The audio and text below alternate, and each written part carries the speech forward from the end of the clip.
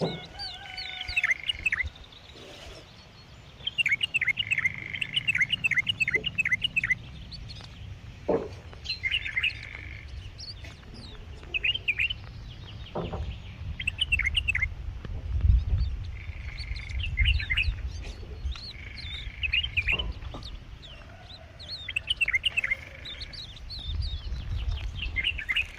شاء الله تبارك الله، ولا حول ولا قوة إلا بالله.